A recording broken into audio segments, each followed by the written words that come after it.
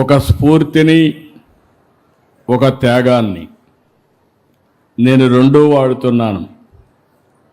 ఎందుకంటే ఇక్కడుండే రైతాంగం ఆ రోజు మొత్తం అయోమయం ఏమవుతుందో తెలియదు. నారాయణ గారు మీ దగ్గరికి వచ్చారు. ఎక్కడ రాజధాని కట్టాలనో కూడా అనుమానం. ఆనాడు ప్రభుత్వం పోతూ పోతూ ఒక సెంట్రల్ ప్లేస్ విజయవాడ, గుంటూరు అని ఉంటే సమస్య ఉండేది కాదు. అది చెప్పకుండా ఒక కమిటీ వేశారు. హైదరాబాద్ రాజధాని 10 సంవత్సరాలు కామన్ క్యాపిటల్గా ఉంటుంది. ఆ తర్వాత ఆంధ్రప్రదేశ్ రాజధాని నిర్ణయించడానికి ఒక కమిటీ వేస్తున్నామని శివరామకృష్ణ ఆధ్వర్యంలో ఒక కమిటీ వేశారు.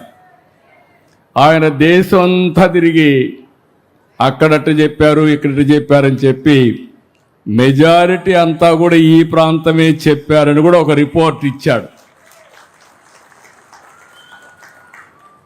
ఆ రోజు అసెంబ్లీలో చర్చ వచ్చింది. చర్చ వచ్చినప్పుడు నేను ఆలోచించాను, ఆంధ్రప్రదేశ్ రాష్ట్రానికి ఒక చరిత్ర ఉంది, మనం అందరం గుర్తుపెట్టుకోవాలి. మనమందరం చెన్నై రాజధానిగా, ఆ రోజు మెడ్రాస్ రాజధానిగా మనమందరం అక్కడికి పోయేవాళ్ళం.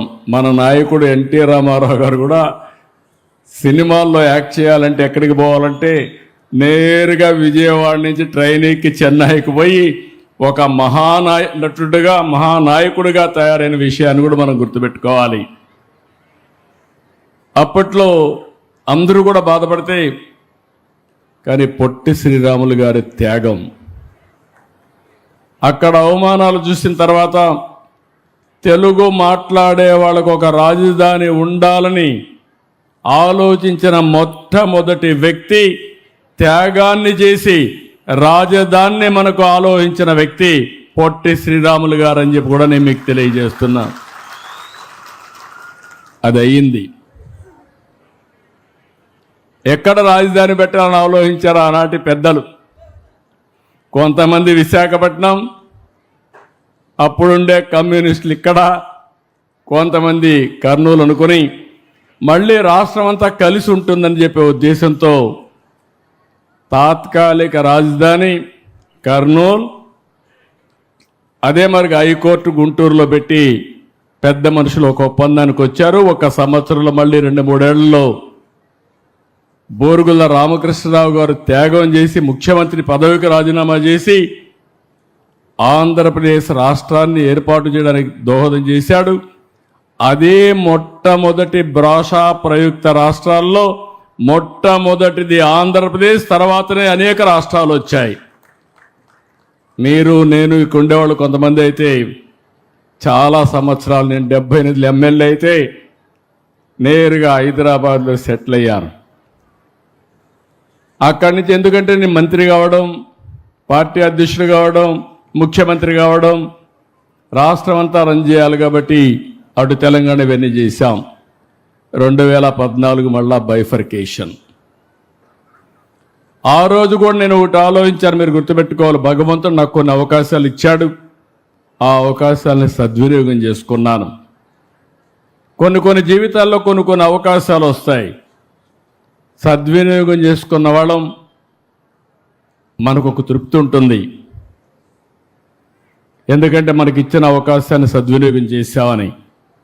ఇప్పుడే మనోహర్ గారు వస్తూ ఒక మాట అన్నాడు, సార్ మీరు హైటెక్ సిటీ కట్టారు, అది మహానగరం అయింది, హంబుల్ వే మీరు ఇది స్టార్ట్ చేశారంటే హంబుల్ కాదు, ఇది గ్రేట్ విజన్కి మొదటి సక్సెస్ మాత్రం అని చెప్పాను.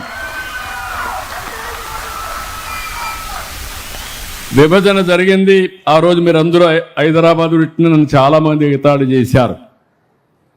నేను హైటెక్ సిటీ కడితే ఆనాటి రాజకీయ నాయకులు హైటెక్ సిటీ కడితే ఏమవుతుందన్నారు.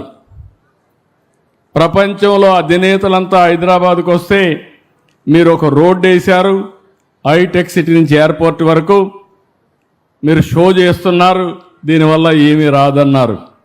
నేను ఒకటే సంకల్పం, తెలుగు జాతి గర్వపడే విధంగా ఒక మహానగరాన్ని నిర్మాణం చేయాలనే సంకల్పంతో అడుగడుగునా ముందుకు పోయి హైదరాబాద్ నిర్మాణం చేశాం. 162 కిలోమీటర్ల ఔటర్ రింగ్ రోడ్డు. ఎవరన్నా ఆలోచించడానికి కూడా సాహసం చేయడానికి అప్పుడు వీలు కాదు. ఎందుకంటే రోడ్లు వేయాలంటే అసాధ్యమైన పని. అక్కడి నుంచి ఈరోజు మీరు హైదరాబాద్ చూశారు. విభజన జరిగింది. విభజన జరిగిన తర్వాత నేను ఇప్పుడు కూడా చెప్తున్నాను, హైదరాబాద్ నిర్మాణం చేశాం. తెలంగాణ రాష్ట్రానికి హైయెస్ట్ పర్ క్యాపిటల్ ఇన్కమ్ ఒక్క సైబరాబాద్ వల్ల, ఔటర్ రింగ్ రోడ్డు వల్ల ఈరోజు తలసరి ఆదాయంలో దేశానికి ఆదర్శంగా హైయెస్ట్ తలసరి ఆదాయం తెలంగాణకు వస్తుందంటే తెలుగు జాతి తరపున నేను గర్వపడుతున్నానని మరొక్కసారి మీకు తెలియజేస్తున్నా. నాకు ఎప్పుడూ ఒక బాధ ఉండేది. ఆ బాధ అక్కడ చేశాం. 42% బాగుపడ్డారు, సంతోషం. ఇక్కడ 58% ఉన్నారు. ఏం చేయాలి అని ఎప్పుడు నా మనసులో బాధ, ఆవేదన ఇప్పుడు కూడా ఉంది. అక్కడి నుంచి నేను ఆలోచించినప్పుడు రాజధాని లేకపోతే మనం ఏం చేయలేము. ఒక ఇంటికి ఒక మంచి ఇల్లు ఉండాలి, ఒక సమాజానికి, ఒక రాష్ట్రానికి మంచి రాజధాని ఉండాలి. అందుకే నేను ఆ రోజు సంకల్పం చేసినప్పుడు అసెంబ్లీలో చెప్పాను. అప్పటికి కమిటీ వచ్చింది, రిపోర్ట్ ఇచ్చారు. అప్పుడు రైతులు కూడా ముందుకు రాలేదు. నేను ఆ రోజు మొట్టమొదటిసారిగా ఆలోచించింది 25 పార్లమెంటుకు సెంటర్ పార్లమెంటు గుంటూరు. తంబురూలు. ఇది ఎవడైనా అర్థం కాకపోతే అర్థమయ్యేట్టుగా చెప్పాలంటే ఒకే మాట, రాష్ట్రానికి నడిబొడ్డున రాజధాని అదే గుంటూరు జిల్లాలో అమరావతి. ఇటు పోతే 14, ఇటు వస్తే 14. చిన్న పిల్లలను కూడా ఎక్కడ రాష్ట్రానికి సెంటర్ అంటే నేరుగా వేలు అక్కడికే పోతుంది. అవునా కాదా? మీరే ఆలోచించండి. సంకల్పం బాగానే ఉంది, కానీ ఎట్ట కట్టాలి? నేను కూడా గుంటూరులో లేకుంటే విజయవాడలో ఒక 50 ఎకరాలు తీసుకొని ఒక సెక్రటరియట్ కట్టేయచ్చు, మామూలుగా ఉంటుంది. కానీ భవిష్యత్తు ఏంటని ఆలోచించినప్పుడు నాకు అనిపించింది, దీన్ని ఒక మహానగరం చేయాలి. ఏ విధంగా చేయాలని ఆలోచించినప్పుడు మొట్టమొదటిసారిగా మేము మాట్లాడుతూ ఉంటే నారాయణ గారు మేమందరం ల్యాండ్ పూలింగ్ అనే కాన్సెప్ట్ వచ్చింది. రాజధాని నిర్మాణంలో రైతుల్ని భాగస్వాములు చేస్తే ఎట్లుంటుందని. చాలా బాగుంటుంది, ఎవరున్నారు కనుక్కోండి, ఎవరు వస్తారో కనుక్కోమన్నాం. అప్పుడు వస్తే విజయవాడ, గుంటూరు, మంగళగిరి, ఒక పక్కన అమరావతి ప్రాంతం. అక్కడ ఆలోచించినప్పుడు రైతాంగానికి ఆలోచనిస్తే మీరందరూ ముందుకు వచ్చారు. దేనికోసం వచ్చారంటే, నేను సైబరాబాద్ నిర్మాణం చేయకపోయి ఉంటే మీరు వచ్చేవాళ్ళు కాదు, నా మీద నమ్మకం ఉండేది కాదు. ఆ సిటీని చూసిన తర్వాత ఇక్కడ కూడా అలాంటి సిటీ అభివృద్ధి అవుతుంది, మా జీవితాలు బాగుపడతాయని ఏకైక అభిప్రాయంతో, నా మీద నమ్మకంతో మీరందరూ ముందుకొచ్చి 58 రోజులు నారాయణ గారు చెప్పినట్టు 33,000 ఎకరాలు, 29,000 మంది రైతులు, ఒకరిద్దరు కాదు. ప్రజాస్వామ్య దేశంలో, ప్రపంచంలో ఎప్పుడూ జరగలేదు.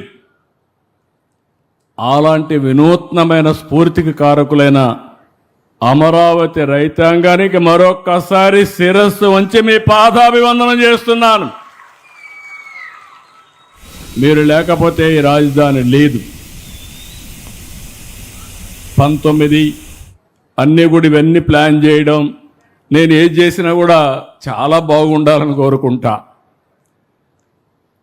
హైదరాబాద్లో హైటెక్ సిటీ కడితే ఎల్ఎన్టీని పిలిపించి 30 సార్లు నమూనా తయారు చేసిన తర్వాత హైటెక్ సిటీ అంటే ఇట్లా ఉండాలని ఫైనలైజ్ చేశాం కాబట్టి వాజ్పేయి గారు వచ్చి ఇనాగ్రేట్ చేశారు.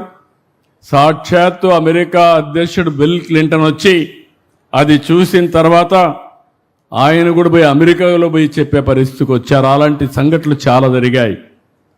అక్కడి నుంచి మీరు ల్యాండ్ ఇచ్చిన తర్వాత నేను ఆలోచించి ఒకప్పుడు హైదరాబాద్ నిర్మాణానికి సైబరాబాద్ నిర్మాణానికి నేను అమెరికాకి వెళ్ళాను 15 రోజులు.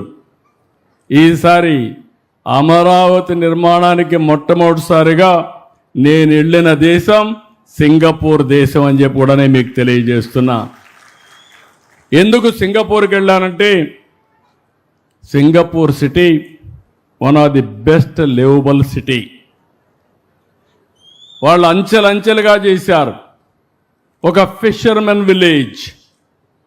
ఈరోజు మీరు చూస్తే ఒక లివబిలిటీయే కాకుండా మోస్ట్ అడ్వాన్స్డ్ టెక్నాలజీస్ ఉపయోగించి ముందుకు పోయారు. అందుకని నేను వెళితే నా మీద ఒక్కోసారి నమ్మకాలు పనిచేస్తూ ఉంటాయి. నా మీద నమ్మకంతో నేను అడిగాను, మీరు రిపోర్ట్ ఇవ్వాలంటే ఒక ప్రాజెక్ట్ రిపోర్టు అంటే మొత్తం మాస్టర్ ప్లాన్ తయారు చేయాలంటే చాలా సమయం పడుతుంది. రెండోది నేను టెండర్ పిలిస్తే దానికి ఇంకా ఎక్కువ సమయం పడుతుంది, వేరే మార్గం చూపించమంటే పర్వాలేదు, మీరెప్పుడు మాకు మిత్రుడిగా ఉన్నారు, మీ మీద విశ్వాసం నమ్మకం ఉంది, అందుకనే ఒక్క రూపాయి తీసుకోకుండా మాస్టర్ ప్లాన్ డీటెయిల్స్ తయారు చేస్తామని సింగపూర్ గవర్నమెంట్ క్యాబినెట్లో నిర్ణయం చేసి మనకు ఆ పని చేసి పెట్టారు. అలాంటి వాళ్ళపైన 1924లో మీరేగా సఫరర్స్. ఈవెన్ సింగపూర్ గవర్నమెంట్ కూడా వీళ్ళ యొక్క వేధింపులకు గురయ్యే పరిస్థితికి వచ్చింది. అక్కడి నుంచి మామూలు కన్సల్టెంట్ నేను ఆలోచించాల. నేను టోక్యోలో కన్సల్టెంట్ పెడితే ఆయన ఏదో ప్లాన్లు తయారు చేశారు. అవి చూస్తే నాకు నచ్చలేదు. కడాన నేను ఇప్పుడే నారాయణ గారు ఉన్నారు, నార్మన్ ఫాస్టర్ కన్సల్టెన్సీ. ఇక్కడ చేసే సరిగా చేయకపోతే అందరిని రమ్మంటే రాలేరు కాబట్టి 4 రోజులు వాళ్ళ ఆఫీసులో 3-4 రోజులు వాళ్ళ ఆఫీసులో కూర్చొని ఉదయం నుంచి సాయంత్రం వరకు పని చేయించి ఇప్పుడు మనం తయారు చేసినటువంటి assembly, high court and hour towers, administrative towers ఇవన్నీ కూడా ఐకానిక్ బిల్డింగ్స్ అన్ని క్రియేట్ చేశాం. దానికి కూడా నెగతాళి చేశారు. ఇవన్నీ కూడా గ్రాఫిక్స్ అని. గ్రాఫిక్స్ అన్న వాళ్ళు ఆ గ్రాఫిక్సే నిజమైతే ఏమవుతారో మీరే ఒక్కసారి ఆలోచించుకోవాల్సిన అవసరం ఉంది.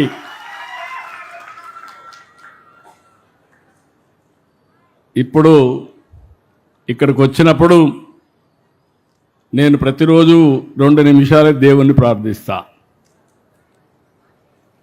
దండం పెట్టుకుంటా, అందరూ బాగుండాలని కోరుకుంటా. నాకు చిన్నప్పటి నుంచి వెంకటేశ్వర స్వామి మా కుల దైవం. మా ఇంటి దగ్గర చూస్తే మంగాపురం సైడ్ నామాలు కనపడస్తూ ఉంటాయి. అది నాకు ఒక స్ఫూర్తి. నేను దేవునికి దండం పెట్టుకున్నప్పుడు ఇంకొక విషయం కూడా చెప్పాలి. ఇప్పుడు ఇలాంటి సమయాల్లో కొన్ని రీకలెక్ట్ చేసుకోవాలి. నేను అమరావతి ఇక్కడ రాజధాని కడతానంటే రామోజీరావు గారు నాకు ఫోన్ చేశాడు. ఫోన్ చేసి, బాబు గారు మీరు రాజధాని కడుతున్నారు, పేరు ఏం పెట్టబోతున్నారు అనేది నాకు కొన్ని రిజర్వేషన్స్ ఉన్నాయి. నాకుండే అనుభవంతో నా మీడియా అంతా ఉపయోగించి నేను రీసెర్చ్ చేశాను.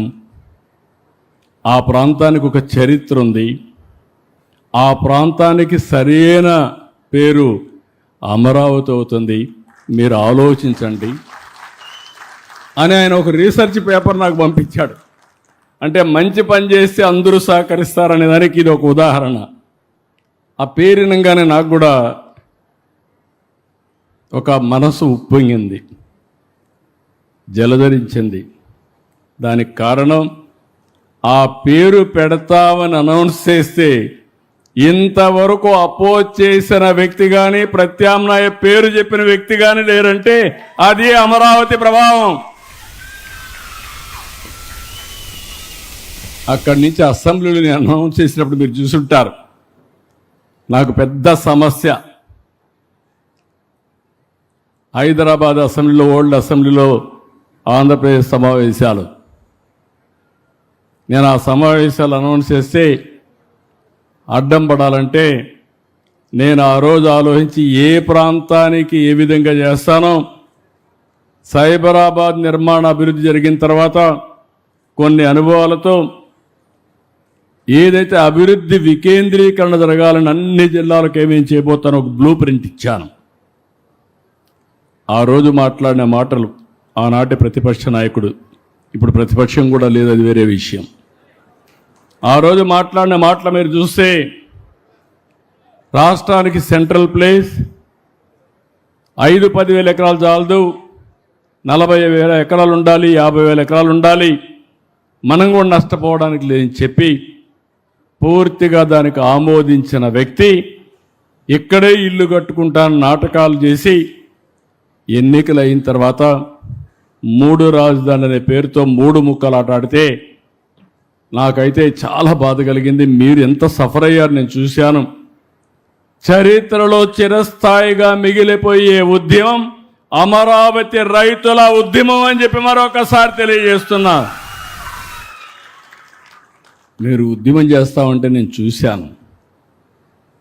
కడాన నేను పార్టీ అకౌంట్లో డబ్బులు కూడా లేదు మీకు సహాయం చేద్దామంటే, అలాంటి సందర్భాన్ని కూడా నేను ఫేస్ చేశాను. కోర్టులో చూస్తే ఆ వాద్యాలకు డబ్బులు ఎంత అవుతుందంటే, ఒక మంచి అడ్వకేట్ రావాలంటే అతనికి లక్షల రూపాయలు ఇస్తే తప్ప ఒక్కొక్క ఆర్గ్యుమెంట్కి 50, ఒక రోజు ఆర్గ్యుమెంట్కి 50 లక్షలు వచ్చిపోవాలంటే, అలాంటివన్నీ ఉంటే నేను కడాన జోలి బట్టి డబ్బులు వసూలు చేసి ఆ రోజు మీ ఉద్యమానికి సహకరించాను నా వంతు కర్తవ్యంగా. ఆ రోజు అమరావతి ఉద్యమం కోసం పోరాట కమిటీలు వేసుకోవడం, మీరందరూ పోరాడి దీన్ని సాధించారు. చరిత్ర ఉంటే చరిత్రలో, అమరావతి చరిత్రలో రైతులకంటూ ఒక ప్రత్యేకమైనటువంటి ఒక సంఘటన, ఒక చాప్టర్ ఉంటుంది. దాంట్లో ఎవ్వరికి అనుమానం అవసరం లేదు. అలాంటి త్యాగాలు చేసిన మీ అందరినీ మరొక్కసారి మనస్ఫూర్తిగా అభినందిస్తున్నా. ఈరోజు నేను ఎవ్రీడే నేను పూజ చేసేటప్పుడు 2 నిమిషాలు ఆలోచిస్తా. అమరావతి ప్రజా రాజధాని, నేను అమరావతి ప్రజా రాజధానిగా పెట్టిన రోజున మీరు ఒక్కసారి ఆలోచిస్తే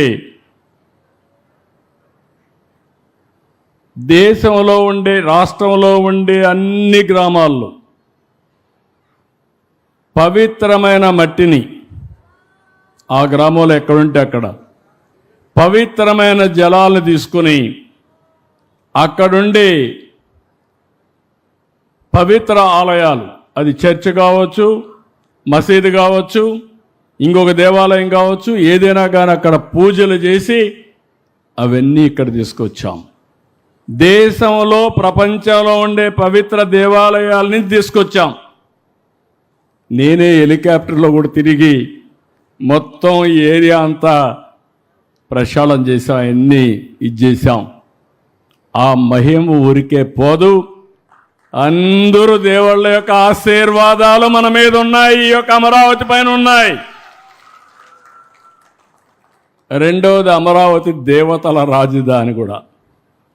ఇక్కడ ప్రజా రాజధాని, మన పురాణాల్లో మనం చదువుకున్నది అమరావతి రాజధాని, దేవతల రాజధాని.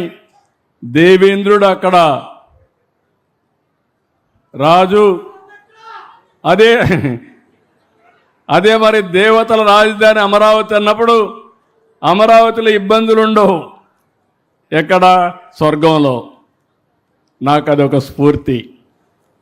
నేను ఎవ్రీడే దలుచుకున్నప్పుడు ఒకటే దలుచుకుంటాను, వెంకటేశ్వర స్వామి కూడా కలియుగ దేవుడు పుట్టిన స్థలం, నెలచిన ప్రదేశం ఆంధ్రప్రదేశ్ రాష్ట్రం. ఈ విషయం కూడా మీరు గుర్తుపెట్టుకోవాలి. అందుకే మొట్టమొదటిసారిగా అమరావతిలో వెంకటేశ్వర స్వామి దేవాలయాన్ని కూడా నిర్మాణానికి చేపట్టి, తిరుపతి తర్వాత అంత పెద్ద ప్రాముఖ్యత ఉన్న దేవాలయం అమరావతిలో ఉండాలనేది నా ప్రగాఢమైన ఆకాంక్ష. మిగిలిన ఆలయాలు చర్చిలు కానీ మసీదులు కానీ అవన్నీ వస్తాయి. ఆ యాంగిల్లో నేను ఎవ్రీడే మీరు అపార్థం చేసుకోకపోతే, మీరందరూ ఆశ్చర్యపోకపోతే నేను ఒకటే కోరుకుంటా, అమరావతి ప్రజా రాజధాని, అమరావతి దేవతల రాజధాని, కలియుగ దేవుడు వెంకటేశ్వర స్వామి.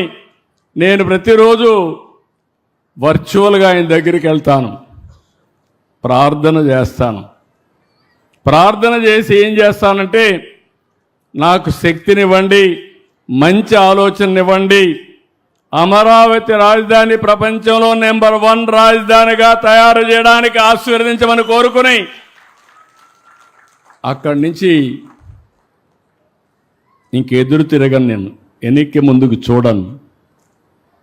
ఒక అమరావతి కాదు, రాష్ట్రం మొత్తం అభివృద్ధి కావాలి. అందుకే నేను కోరుకునే ప్రార్థనలో హెల్తీ, వెల్తీ, హ్యాపీ సొసైటీ, ఇది నా ప్రేయర్లో ఎప్పుడూ ఉంటుంది.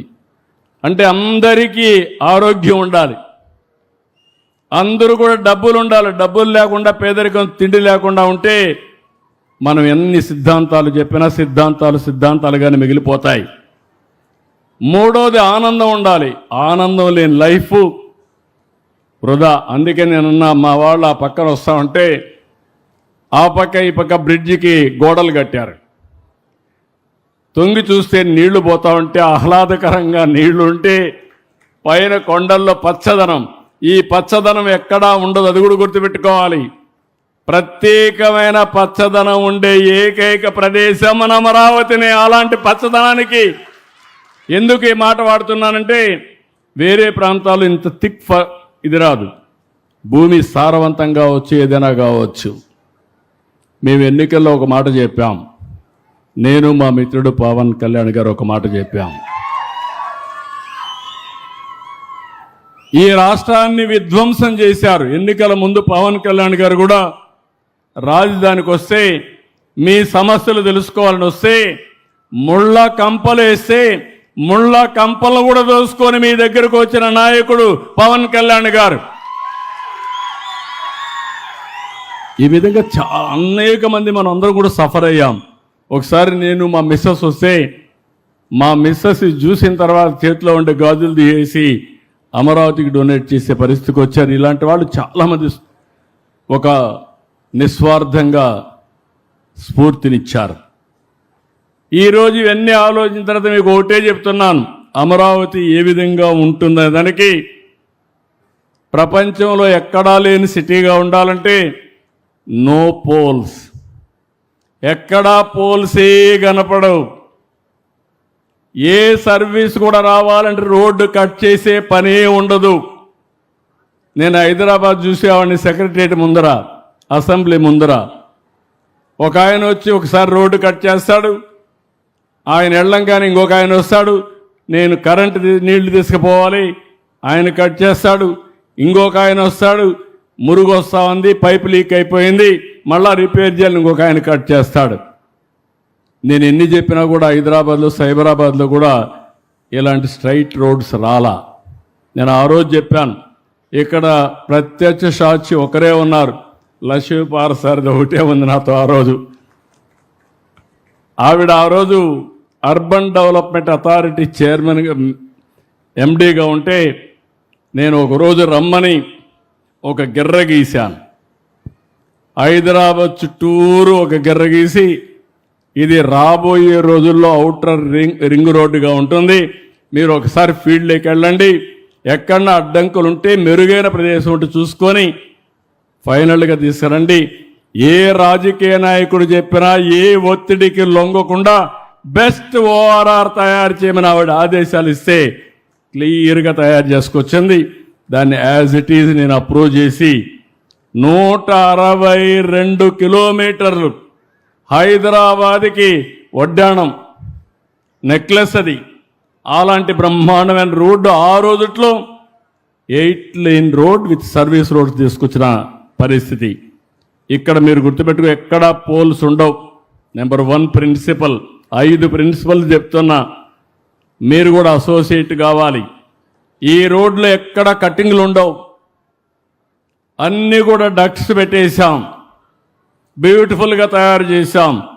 నీళ్లు పోవాలంటే ఒక డక్ట్లో వెళ్తాయి, డ్రైనేజ్ పోవాలంటే ఇంకో దాంట్లో వెళ్తాయి, ఎక్కడికక్కడ ట్రీట్మెంట్ కూడా అయిపోతుంది.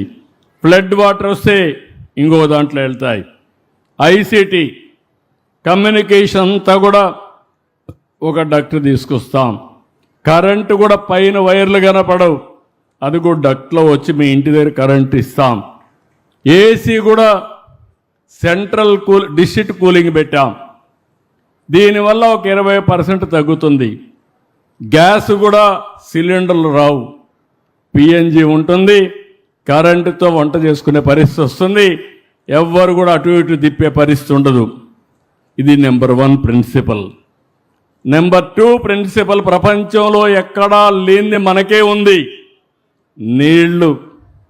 ఈ సంవత్సరం ఎల్లినో చాలా సమస్యలు ఉన్నాయి. ఆ రోజు దూరదృష్టితో పట్టిసీమ ప్రారంభించి పట్టిసీమ నుంచి కృష్ణా డెల్టాకు నీళ్లు తీసుకొచ్చి ఇచ్చింది 12 సంవత్సరాల కంటే ముందు. ఆ నీళ్లు ఈరోజు శ్రీరామ రక్ష మనకు. రాబోయే సంవత్సరం పోలవరం పూర్తి చేస్తాం. పోలవరం నీళ్ళని కృష్ణా జిల్లా తీసుకొస్తాం. నేరుగా గ్రావిటీతో కృష్ణా డెల్టా పారడమే కాకుండా అమరావతి ఒక పక్కన కృష్ణా నీళ్లు, ఇంకో పక్క గోదావరి నీళ్లు, రెండు చూస్తే అమరావతి మొత్తం నీటి సమస్య ఉండదు. ఇలాంటి బ్రహ్మాండమైన నది ఉండే ఏకైక రాజధాని మన అమరావతి అని మరొకసారి తెలియజేస్తున్నా. లోపల కూడా వాటర్ పెట్టాం, కెనాల్స్ పెట్టాం. విజయవాడలో కూడా 3 కెనాల్స్ ఉన్నాయి. వెస్ట్రన్ డెల్టాకి ఇంకో కెనాలు మనోహర్ నేరుగా తెనాలి వరకు వెళ్తుంది. అది కూడా వాటర్ ట్రాన్స్పోర్టేషన్ కూడా ఉపయోగిస్తాం. నీళ్ళు ఎప్పుడు కూడా మనిషికి ఆహ్లాదకరం. నీటిని చూస్తే టెన్షన్ పోతుంది, ఒక ప్లజెంట్ అట్మాస్ఫియర్ క్రియేట్ అవుతుంది. అందుకే రెండో ప్రిన్సిపల్ కింద బ్లూ సిటీ అంటున్నాను. మొదటిది నో పోల్ సిటీ, రెండోది బ్లూ సిటీ, మూడోది గ్రీన్ సిటీ. బయోడైవర్సిటీలో ప్రపంచంలో నెంబర్ 1 మన అమరావతి. ఏ చెట్టు కావాలన్నా వస్తుంది. చెట్టు ఎప్పుడు కూడా మనకు ఆహ్లాదకరంగా ఉంటుంది, ఆరోగ్యకరంగా ఉంటుంది, మనకు ఆక్సిజన్ ఇస్తుంది. కాబట్టి గ్రీన్ సిటీ కూడా తయారు చేస్తాం. గార్డెన్స్కి ఎక్కువ ఇంపార్టెన్స్ ఇస్తాం. ఇక్కడ మీరు చూసారు, మొన్నటి వరకు చూస్తే ఈ ప్రదేశం ఇంత సుందరంగా ఉండేది కాదు.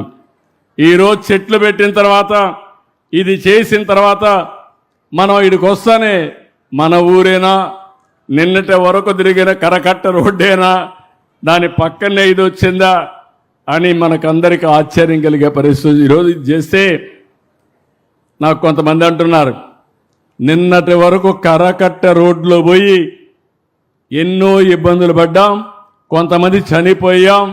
ఈరోజు అమరావతి రాజధానికి రాజమార్గాన్ని ఏర్పాటు చేసుకున్నాం. వన్స్ ఈ రోడ్డు ఎక్కితే ఇంకా మీకు అక్కడి నుంచి అనుభూతే. ఇంకా ట్రావెల్ చేయడం అనేది రాజధాని ఎట్లుంటుందో ఊహించుకోవడమే. అలాంటి ఇది ప్రారంభం మాత్రం. ఇక్కడి నుంచి ఈ రోడ్డు నేరుగా పోయి Vijayawada Guntur national highway connect చేస్తాం. తాడేపల్లి ద్వారా పోయి కనెక్ట్ అవుతుంది. ఇలాంటి రోడ్లన్నీ చాలా వస్తాయి. నాలుగోది గ్రీన్ ఎనర్జీ. మీరు ఈ విషయం కూడా గుర్తుపెట్టుకోవాలి. ఇక్కడ వాడే కరెంట్ అంతా మీ ఇంటి పైన మీరందరూ సోలార్ ప్యానెల్స్ పెట్టుకోవాలి. మీరే కరెంట్ ఉత్పత్తి చేసుకోవాలి.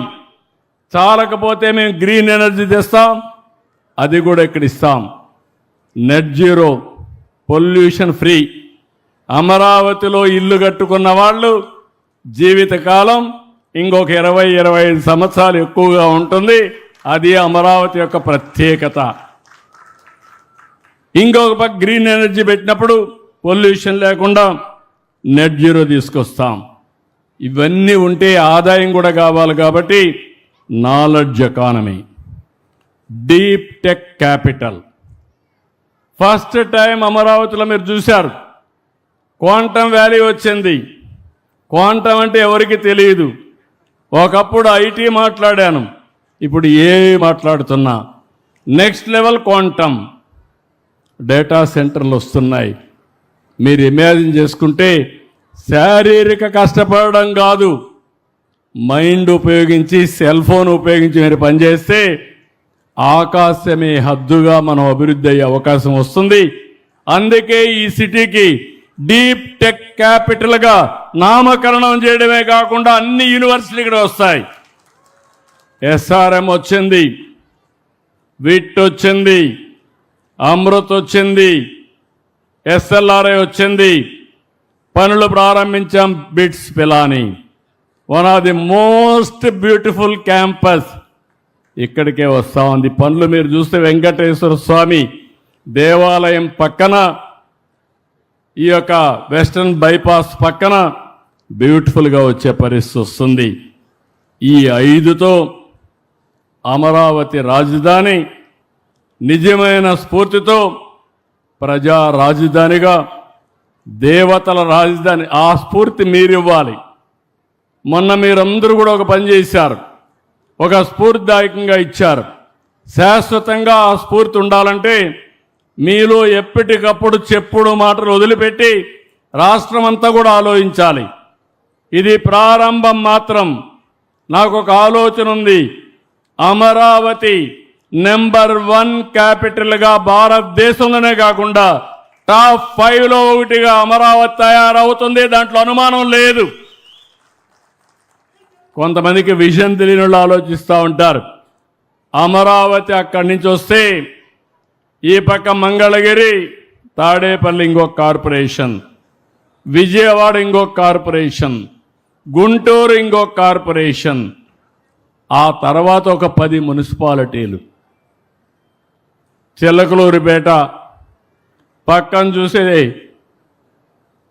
సత్తెనపల్లి, తెనాలి, నూజివీడు, ఇవన్నీ కూడా మీరు చూస్తే అనేక కార్పొరేషన్లు అన్నీ కలుస్తాయి. దీనికి ఇంకో పక్కన మీరు ఒకసారి చూస్తే 96 కిలోమీటర్లు internal ring road, inner ring road, 190 కిలోమీటర్ల అవుటర్ రింగ్ రోడ్. కేంద్రం కూడా దాన్ని కన్సిడర్ చేస్తున్నారు. మొన్న నేను ఈ సమయంలో మనందరం ఒకటి గుర్తుపెట్టుకోవాలి, ప్రధానమంత్రి గారిని, కేంద్రాన్ని మనస్ఫూర్తిగా అభినందించాలి, ధన్యవాదాలు తెలియజేయాలి. దానికి కారణం ప్రధానమంత్రి గారు స్వయంగా వచ్చి పనులు ప్రారంభించారు. నేను ఆయనకు ఒక హామీ ఇచ్చాను, 2028 భారతదేశం మెచ్చిన రాజధాని అమరావతిని మళ్ళీ ప్రారంభించవలసింది మీరే అని ఆహ్వానించాను. ఆయన వస్తున్నాడు. అప్పటికి పనులన్నీ పూర్తి చేస్తాం. ఈ విషయం మనందరం కూడా గుర్తుపెట్టుకోవాల్సిన అవసరం ఉంది. అందుకే రోడ్లు కూడా మీరు చూడండి, స్ట్రైట్ రోడ్లు ఇవి. సింధు నాగరికతలో విన్నాం గ్రిడ్ రోడ్లు ఉంటాయని, గ్రిడ్ తరహా రోడ్లని. వాస్తు కూడా బ్రహ్మాండమైన వాస్తు. మొన్న ఒక ఆయన చెప్పాడు, సీడ్ యాక్సెస్ రోడ్ అయిపోయిన తర్వాత దీన్ని ఆపడానికి ఎవడి తరం కాదు, ఇది 1 సైడ్గా అన్స్టాపబుల్ అని. ఎన్ని ప్రయత్నాలు చేశారండి. కడాన ఒక చిన్న బిట్టు, 1% ఆ రైతును పట్టుకొని కూడా ఊగినాడు. నిన్న కూడా హైకోర్టు క్లియర్గా ప్రజా ప్రయోజనాల దృష్ట్యా మేము ఇంటర్ఫేర్ కామని నిన్న లిటిగేషన్ ఇస్తే కొట్టేశారు. ఈ విషయం మీరు గుర్తుపెట్టుకోవాలి. ఇలాంటి దుర్మార్గులతో రాష్ట్రానికి చాలా ప్రమాదం, పెను ప్రమాదం. అందుకే ఈరోజు మిమ్మల్ని ఒకటి కోరుతున్నాం, 80వ స్వాతంత్ర దినోత్సవాన్ని మనం జరుపుకుంటున్నాం.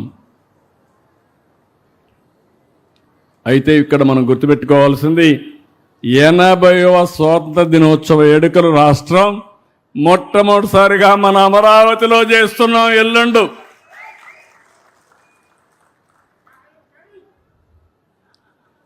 కాబట్టి మీరు గుర్తుపెట్టుకోవాల్సింది, దీన్ని ఒక స్ఫూర్తిదాయకంగా మీరు ముందుకు తీసుకుపోయి మనందరం కూడా ఆలోచించాల్సిన అవసరం ఉంది. నేను ఎప్పటికప్పుడు అన్నిటికీ టైం బౌండ్ ప్రోగ్రాం పెట్టుకుంటున్నాను. నాకు చాలా సంతోషం.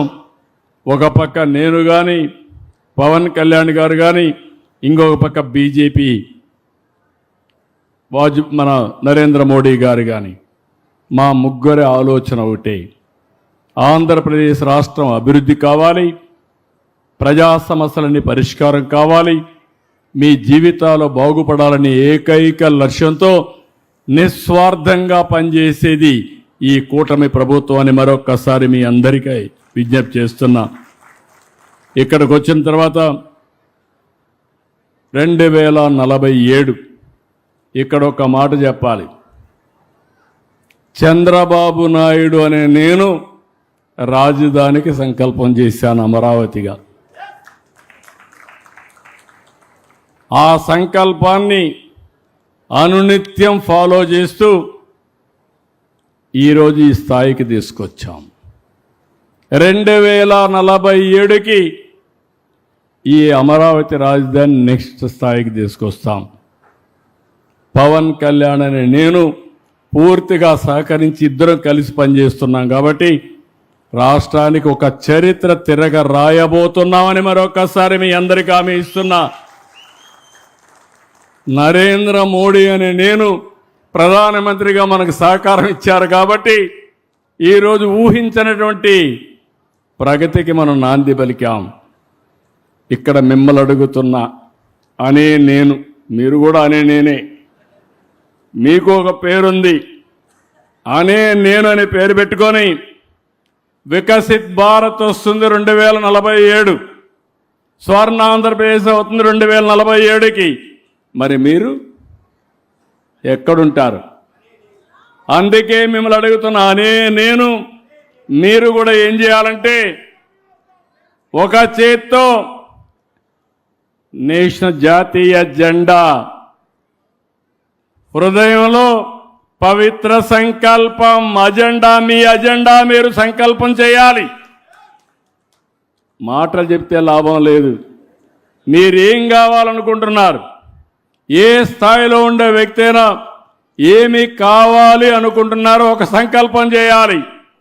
ఆ సంకల్పం గుర్తు రావడానికి పిల్లలకు ఒక కార్యక్రమం చేశాం మేము.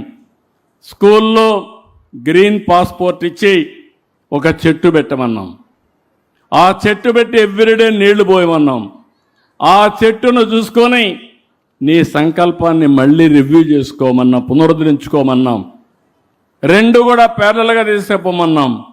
6 ఏళ్ల తర్వాత ఆ పిల్లవాళ్ళు 5 ఏళ్ళు, 6 ఏళ్ళు, 7 ఏళ్ళ తర్వాత బయట వెళ్తే ఆ చెట్టు ఇంకొకరిని దత్తత తీసుకోమన్నాం. అక్కడి నుంచి ఆ చెట్టు పెంచే బాధ్యత ఇంకొకరికి వస్తుంది. చెట్టు శాశ్వతం. కొంతమంది వ్యక్తులు బయట పోవచ్చు. ఈ విషయాన్ని మీరు కూడా గుర్తుపెట్టుకోవాలి. మీరందరూ ఆక్సిజన్ పీలుస్తున్నారా? పీలుస్తున్నామని చేతులు పైకెత్తండి.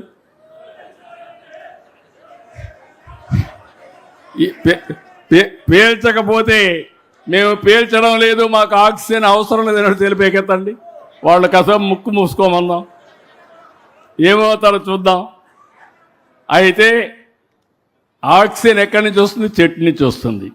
మీరేం చేస్తున్నారు? కార్బన్ డైఆక్సైడ్ వదిలిపెడుతున్నారు. కార్బన్ డైఆక్సైడ్ని ఆక్సిజన్గా కన్వర్ట్ చేయాలి. చెట్టు కావాలి. మీరు మాత్రం చెట్లు పెట్టరు, చెట్లు నరకుతారు. ఎట్లా? అందుకే నేను ఒక పిలిపిస్తున్నాను. రాష్ట్రంలో ప్రతి ఒక్క వ్యక్తి మీ ఇంట్లో కానీ, మీ ఆఫీసులో కానీ, మీ పొలంలో కానీ ఒక చెట్టు పెట్టే బాధ్యత మీరు తీసుకోవాలి. ఆ చెట్టును పెంచాలి. ఆగస్టు 15న మీరు ఒక సంకల్పం చేస్తారు. ఆ సంకల్పం మీ గుండెలో పెట్టుకుంటారు జ్ఞాపకానికి. ఇంకొక పక్క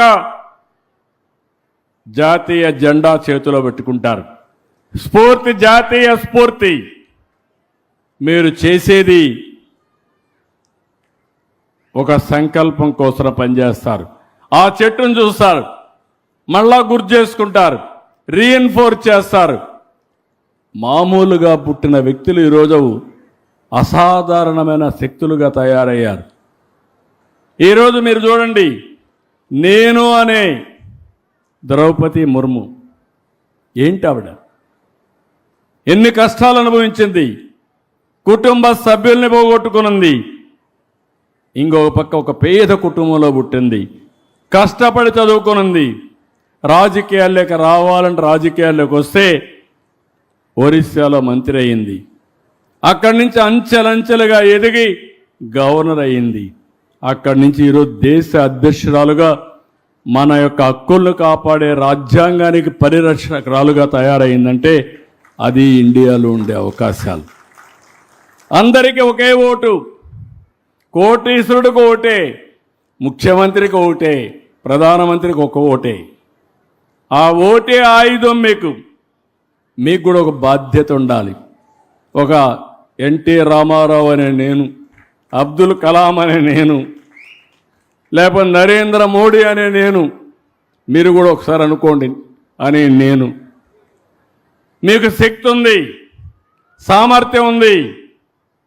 మీరు సంకల్పాన్ని చేసి మీరు అనునిత్యంగానే ఆ సంకల్పాన్ని నెరవేర్చడానికి మార్గాలు వెతికితే అది జయప్రదం అవుతుందని చెప్పి కూడా నేను మీకు తెలియజేస్తున్నా. అందుకే ఈ సంవత్సరం ఈ రోజు నుంచి నేను మిమ్మల్ని ఒకటే కోరుతున్నా. మొన్నటి నుంచి నేను మాట్లాడుతున్నాను. ఇప్పుడు నేను ఒకటే మిమ్మల్ని అందరికీ విజ్ఞప్తి చేసేది, 10 నుంచి 15 వరకు మామూలు స్ఫూర్తి, ఏదో స్వాతంత్రం అంటే మీరు ఏమనుకుంటున్నారంటే త్యాగాలు మర్చిపోతున్నారు, ఏ పర్పస్కి వచ్చింది మర్చిపోతున్నారు. ఇంకో పక్క పిల్లలేదో స్కూలుకు పోతే ఏదో స్వాతంత్ర దినోత్సవం కాబట్టి హాలిడే ఇవ్వడం తప్ప, లేకుంటే జెండా ఎగరేయడం తప్ప చేస్తున్నారు అనుకుంటున్నారు. నేను మీ అందరికీ పిలిపిస్తున్నా, మనందరికీ స్వాతంత్రాన్ని వచ్చింది. ఎంతోమంది త్యాగాలు చేశారు, ప్రాణాలు పోగొట్టుకున్నారు, ఆస్తులు పోగొట్టుకున్నారు, జీవితాలను త్యాగం చేశారు. అలాంటి స్ఫూర్తిదాయకమైనటువంటి స్వాతంత్ర విలువల్ని మనం నెమరేసుకోవాలి. ప్రతి ఒక్క ఇంటి పైన జాతీయ జెండా ఎగరాలి. మీ చేత్తో జాతీయ జెండా పట్టుకోవాలి. మీ మనసులో ఒక అజెండా, ఒక సంకల్పాన్ని ఏర్పాటు చేసుకునే బాధ్యత మీ అందరిదని మరొకసారి విజ్ఞప్తి చేస్తున్నా. ఇక్కడ ఉండేవాళ్ళు కాదు, రాష్ట్రంలో అందరూ కూడా ఇదే ఆలోచించాలి. నేను అందుకే ఒక మాట అన్నాను, పార్ట్నర్స్ ఇన్ నేషన్ బిల్డింగ్. మీరేమనుకుంటున్నారంటే దేశ నిర్మాణంలో భాగస్వాములం, ఏదో యుద్ధం చేస్తేనే దేశ నిర్మాణం అనుకుంటున్నారు. కొంతమంది రాజకీయాల్లోనే ఏదో పనులు చేస్తాం అనుకుంటారు. కాదు, ప్రతి ఒక్క రైతు నిష్ఠగా ఆదర్శంగా పనిచేస్తే, ఒక విద్యార్థి బాగా చదువుకుంటే, ఒక లేబర్ బాగా పనిచేస్తే, లేకపోతే ఏ వ్యక్తి అయినా సరే ఆ వృత్తిలో రాణిస్తే అదే నిజమైన దేశ అభివృద్ధి. మీ అభివృద్ధి మీరు దృష్టిలో పెట్టుకోవాలి. మీ కుటుంబాన్ని మీరు గౌరవించుకుంటూ అభివృద్ధి చేసుకోవాలి. మీ గ్రామం, మీ మండలం, మీ ప్రాంతం, ఇది మనందరి బాధ్యత. మనం ఒక్కరే బాగుంటే లాభం లేదు. మన దగ్గర వేల కోట్ల రూపాయలు ఉంటాయి, ఇంకొకటి తినడానికి తిండి లేదు. ఏంటి ఆ సమాజం? అనారోగ్య సమస్య, ట్రీట్మెంట్ ఇచ్చుకోవాలంటే డబ్బులు ఉండవు. ఎందుకు ఈ దౌర్భాగ్యం? ఈ విషయాలు మీరు ఆలోచించాలి. ఈ స్ఫూర్తిని అన్ని మండలాల్లో చేయాలి. ఈ రోజు నుంచి ఎల్లుండి వరకు ప్రతి ఇల్లు, ప్రతి ఆఫీసు, ప్రతి వాణిజ్య సంస్థ జాతీయ జెండాతో రెపరెపలాడాలి. స్ఫూర్తిదాయకంగా ముందుకు పోవాలి. జాతిని మొత్తం స్ఫూర్తితో నింపే బాధ్యత మీ అందరిది. రేపు ఈరోజు ఎక్కడికక్కడ మండలాల్లో, అసెంబ్లీ నియోజకవర్గాల్లో ఎక్కడికక్కడ పెద్ద పెద్ద ర్యాలీలు కూడా తీయాలి. సంఘీభావ యాత్ర చేయాలి. తిరంగా ర్యాలీలు ఎక్కడికక్కడ చేయాల్సిన అవసరం ఉంది. ఇలాంటి కార్యక్రమాలు చేసి ఒక్క ఆఫీసర్లే కాకుండా, మంత్రులే కాకుండా, ఎమ్మెల్యేలే కాకుండా ఇది ప్రజా ఉద్యమంతో 80వ స్వాతంత్ర దినాన్ని మనం జరుపుకోవాలి. ఇక్కడి నుంచి ఒక రోజు కాదు, రాబోయే 21 సంవత్సరాలు మీకు పిలిపిస్తున్నా. మీరు అవునన్నా కాదన్నా భారతదేశం 2047కి నెంబర్ 1 దేశంగా ప్రపంచంలో తయారయ్యే శక్తి సామర్థ్యం భారతదేశానికి ఉన్నాయి. అదే సమయంలో మనం ఆలోచించేది 2047కి స్వర్ణ ఆంధ్రప్రదేశ్గా తయారు చేసుకుంటాం. ఈ రెండు కూడా ఒకదానికొకటి సమన్వయం చేసుకుంటూ ముందుకు పోతాం. కాబట్టి మిమ్మల్ని అందరినీ కోరుతున్నా, ఈ రోజు నుంచి మీరు ఆ స్ఫూర్తి రావాలి. ప్రతిరోజు నేను మీకు గుర్తు రావాలి. నేను ఒక బ్రాడ్ విజన్ ఇచ్చాను, మీరందరూ ముందుకు వచ్చి మార్పులు చేయమంటే చేస్తాను. అమరావతి ఏ విధంగా ఉండాలనో చెప్పాను. ఈ అమరావతిలో ఇంకా ఏం చేస్తే బాగుంటుందో మీరు కూడా ముందుకు రండి, మీ ఆలోచనలు ఇవ్వండి, అవన్నీ కూడా అడాప్ట్ చేస్తా. ఎంతవరకు ప్రాక్టికల్గా ఉంటే అవన్నీ అమలు చేస్తాం. ఇలాంటి మీ సంకల్పాన్ని జయప్రదం చేసే సహకారం ఈ ప్రభుత్వం ఇస్తుంది, ఎన్డీఏ ప్రభుత్వం ఇస్తుంది. దయచేసి ఈరోజు ప్రారంభం మాత్రం రోడ్డు వచ్చింది, ఇంటి దగ్గర పోయి పడుకుంటామంటే ఈ రోడ్డే తిండి పెడదు. రేపటి నుంచి ఇంకా ప్రతి ఒక్క రోడ్డు పూర్తి కావాలి, ప్రతి బిల్డింగ్ పూర్తి కావాలి. ఇది ఒక ఎకనామిక్ క్యాపిటల్ కావాలి. ఇది 5 కోట్ల తెలుగు ప్రజలకు రాజధాని కావాలి. ప్రతి ఒక్కరి కోరికలు నెరవేర్చే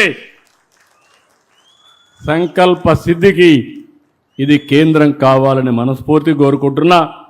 ఎల్లుండి బ్రహ్మాండంగా మనం చేసుకుందాం. కాబట్టి మీరందరూ మళ్ళా ఇంట్లో పడుకుంటే స్ఫూర్తి రాదు. ఇలాంటి స్ఫూర్తిదాయకమైన మీటింగులకు రావాలి.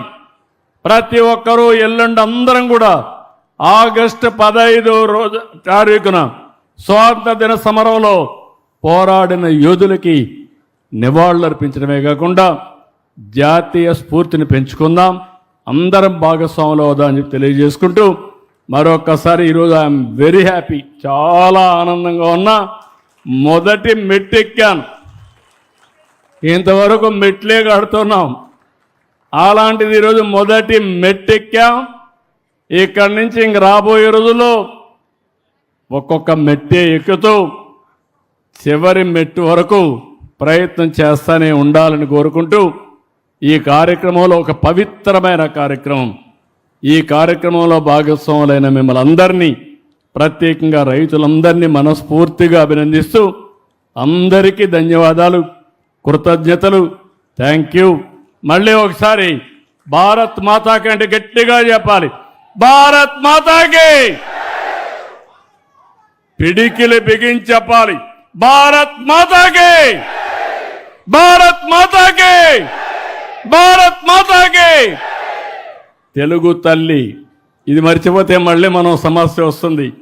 తెలుగు తల్లికి, తెలుగు తల్లికి, తెలుగు తల్లికి. అమరావతి, అమరావతి, అమరావతి, అమరావతి.